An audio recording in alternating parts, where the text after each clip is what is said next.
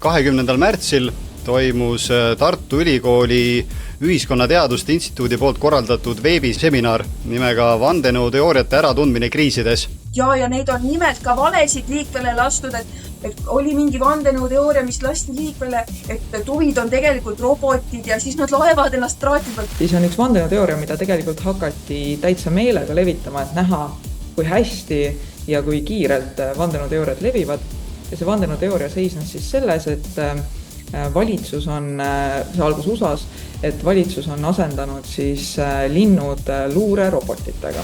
Aga selle koha pealt et neid vandenõuteooriaid pannakse ise ringlema, ma usun küll, mingisugused jutud reptiilidest ja asjad, nad peavad ju kuidagi nagu naeruvääristama seda.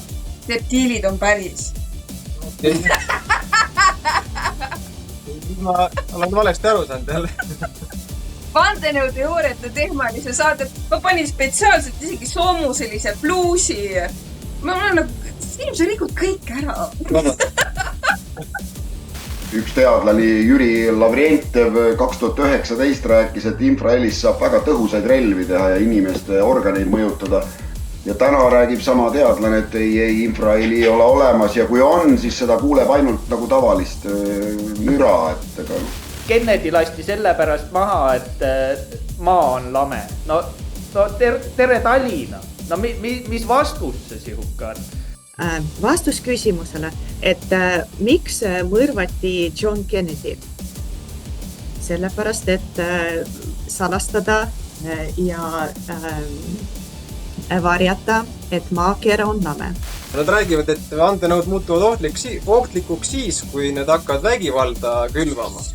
Aga kas te teate mõnda sihukest vandenõuteooriat, mis külvaks vägivalda?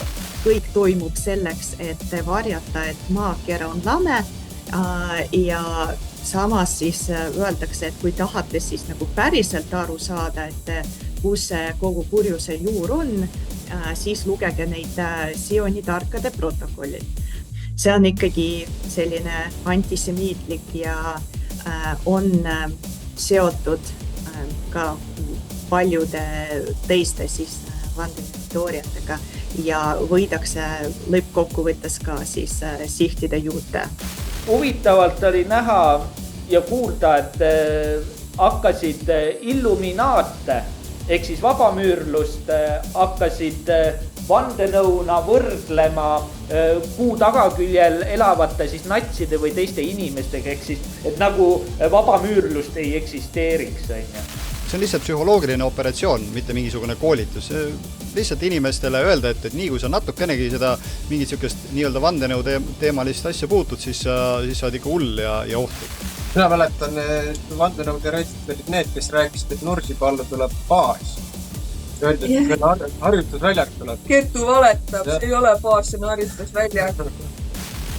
Osalesin Tartu Ülikooli ühel kursusel ja seal rääkis Toivo Maimets, et teadlasi õpetatakse kõiges kahtlema, et mul siis tekkiski küsimus, et kas siis vandenõuanalüütikud on ka teadlased, et me ju kahtleme nagu kõiges oskame kahelda.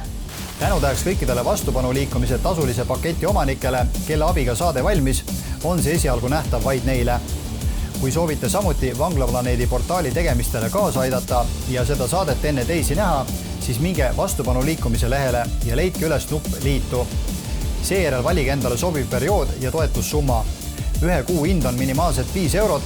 Kui aga valite perioodiks vähemalt 6 kuud, siis teeb see hinnaks kõigest 2,56, mis on veel vähem kui ühe tassi kohvi eest küsitakse.